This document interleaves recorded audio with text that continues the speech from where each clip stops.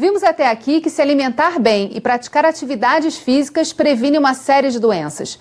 Mas qual o papel das cidades e dos gestores? Como capacitá-los para tornar ruas, praças e bairros aptos à realização de atividades ao ar livre? E mais, como aproximar as pessoas de opções mais saudáveis? Vamos ver. A pessoa que pega o trem 4 horas de manhã, 4 horas à noite e chega em casa, não tem uma feira livre para poder comprar os seus alimentos. As feiras acontecem em períodos que ela está no ambiente de trabalho dela em que ela não consegue ter acesso a essa alimentação. Como é que a gente consegue entender o comportamento e a rotina das pessoas para poder potencializar essa mudança de cultura? E é um processo de incentivo e monitoramento. Quando a gente fala da alimentação como prática social, a gente está falando de ressignificar a comida na nossa vida, entender que a comida não é só um combustível, né? Entender que ela fala da nossa identidade como sociedade, né? Então a importância de a gente entender, por exemplo, como é que estão colocadas as relações de gênero, como é que a mulher foi para o mercado de trabalho e não houve uma redivisão das tarefas domésticas. Tudo isso tem a ver com comida como prática social. A ideia é que a gente consiga produzir mudanças estruturais no sistema. Hoje ele é pautado na monocultura, com uso intensivo de água, com o uso de energia de maneira insustentável, gera trabalho escravo, gera desperdício. A gente quer, quando a gente fala mudança estrutural, a gente tem um sistema baseado na agricultura dos pequenos agricultores, agricultura agroecológica, sistemas curtos entre produção e consumo. Tem uma mudança radical de como que o alimento é produzido, armazenado, transportado e consumido pela população. Como é que o Estado pode usar isso como uma questão de saúde pública, uma questão inclusive de direito à alimentação saudável, ela deixar de ser vista como uma opção e ela ser vista como um direito. Esse é o ponto que a gente deixou em aberto, né? Como também criar esse ambiente para a alimentação mais saudável estar na mesa do brasileiro. A gente percebe que é também um resgate de hábitos mais antigos e que a gente foi abandonando em nome dessa tal modernidade, né? É bom pontuar que no Brasil, de um modo geral, né, você ainda comemos bastante comida de verdade, vamos dizer que é o que a gente está chamando de arroz com feijão, que é o fantástico arroz com feijão, que é a identidade cultural brasileira, né? Você tem regiões do Brasil que tem alimentos regionais que têm uma cultura ainda, uma identidade muito forte, né? O café da manhã no Nordeste ainda se come lá o inhame, o aipim de manhã cedo, quer dizer, você ainda tem isso forte, então a gente precisa manter isso. Para manter isso, a gente não pode permitir que essa transição do sistema alimentar continue caminhando da forma que ela caminha, né? Então é aquela coisa de você percursos mais curtos onde o alimento é produzido, onde ele vai ser consumido, né? Cadeias locais de produção, feiras livres, que é outro elemento que a gente ainda tem em um número grande. Por exemplo, no Rio de Janeiro, a gente tem várias feiras livres. Isso é outra coisa, o lugar para comprar comida boa é na feira, né? Não é no supermercado aquelas coisas industrializadas que grande parte do que está naquelas prateleiras não é comida de verdade, é uma imitação de comida na melhor das hipóteses. Então você tem que fortalecer esse tipo de ambiente. Uma coisa que foi colocada ali que eu acho muito importante, além de você preservar e resgatar a tradição de cozinhar, você tem que resgatar isso de uma forma adaptada aos tempos atuais. Não é voltar assim, a vovó vai voltar para a cozinha, a mãe vai voltar para a cozinha, a mulher vai voltar para a cozinha, eu não tenho nada a ver com isso. Se eu for homem, eu chego em casa, eu sento no sofá e espero a comida pronta. Então esse tipo de relação, de planejar o que você vai comer na semana, você comprar, se organizar, você vai ter que talvez fazer um panelão de feijão, congela, né, as porções da semana, enfim, você tem N formas de se organizar e da família participar desse momento, da importância do se alimentar bem, da importância do comer, da importância de fazer aquilo como uma tarefa coletiva importante da família.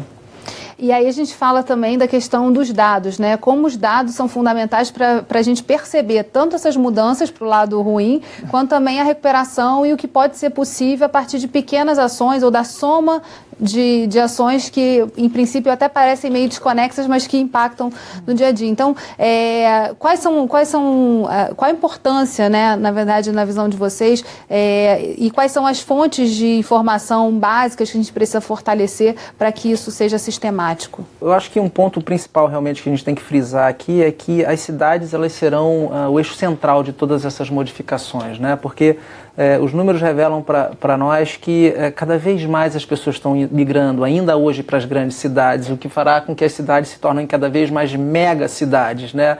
E teremos obrigatoriamente que repensar nosso modo de vida, porque as cidades vão ficar muito cheias, o trânsito vai ficar muito complexo, a mobilidade urbana vai ficar muito complexa e inevitavelmente teremos que pensar nessas questões, né?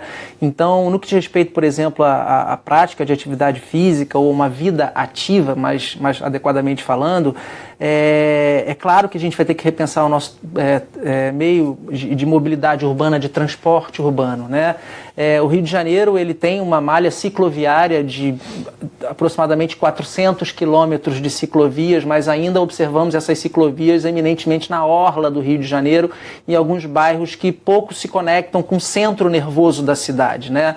E também nós temos que pensar um caminho, até que ponto o indivíduo ele pode sair da sua casa, aquele que mora a uma distância um pouco maior, por exemplo, pegando uma bicicleta e fazer a interconexão modal, né? Que é o intermodal, né? É toda uma malha de transporte urbano que permite com que esse indivíduo se conecte pelo transporte urbano. Ele deixa a bicicleta num ponto adequado de segurança, pegue um ônibus, pegue um transporte público, ou seja, cidades que sejam para as pessoas e não cidades que sejam para os carros motorizados, né? Que é o que a gente vive de progresso nos últimos anos ou nas últimas décadas das nossas cidades brasileiras, né? Cidades voltadas para os usos individuais de carros motorizados, o que obviamente não é um grande incentivo à prática de uma vida ativa, de uma certa forma, né?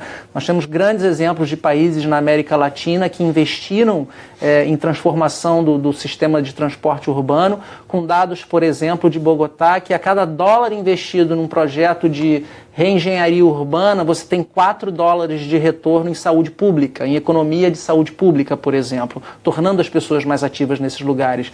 O Rio de Janeiro tem muito a avançar, por exemplo, nesse sentido, a gente tem absoluta certeza em relação a isso. E na área da alimentação você tem que pensar a cidade também, fazer o planejamento da cidade de acordo assim, com a questão da alimentação, da produção de alimento, como é que ele é distribuído, onde as pessoas compram, né, onde que ela é produzido, enfim, você tem todo um planejamento urbano que a gente não pensa na alimentação na hora de fazer um planejamento urbano, e é essencial que isso seja feito também, né?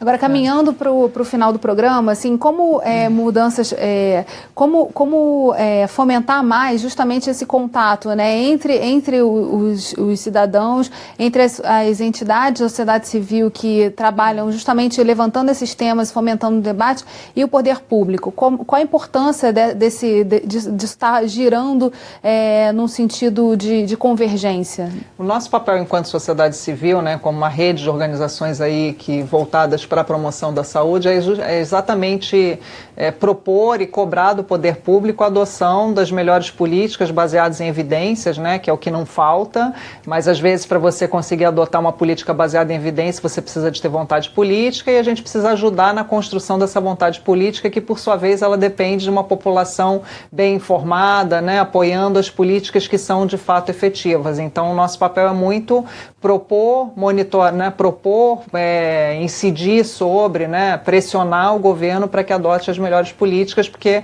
obviamente é um jogo de forças, de relações de poder que tem vários interesses concorrentes. Então a gente está aí na esfera, né, de promover as políticas boas para o interesse coletivo, para o interesse público, e obviamente você tem setores ali com interesses comerciais específicos na tua área, que aquela política eventualmente vai balançar ali o modelo de negócio. Então é um jogo permanente de forças, e é importante ter a sociedade ciente disso e fazendo esse papel de cobrar do poder público. Eu acho que assim, a Paula obviamente tem muita experiência nesse campo, né, Paula? Ela está coberta de razão, mas eu acho que a gente tem espaço ainda muito, muito grande, muito suficiente para criar políticas que sejam políticas de ganha-ganha, né? O governo ganha, a sociedade ganha, talvez certas organizações não ganhem tanto assim, né, se incomodem um pouco, mas sem dúvida nenhuma, pelo menos no que diz respeito a políticas públicas na área de atividade física e saúde pública, a gente vê com muita clareza espaço para políticas de ganha-ganha. A cidade ganha, o cidadão ganha, o governo economiza dinheiro, e é sempre o desafio, né? Mobilizar todas as partes envolvidas é sempre um grande desafio, mas se não existem pessoas da sociedade civil, da academia produzindo os dados científicos específicos que suportem essas ações, sem dúvida nenhuma as coisas não mudam, né? Esse é o caminho sempre. E o caminho da mudança é que a gente quer mostrar que é possível, né? É possível com várias ações que já foram elencadas aqui. Bem, infelizmente o programa chegou ao fim. Obrigada, Ricardo. Obrigada, Paula.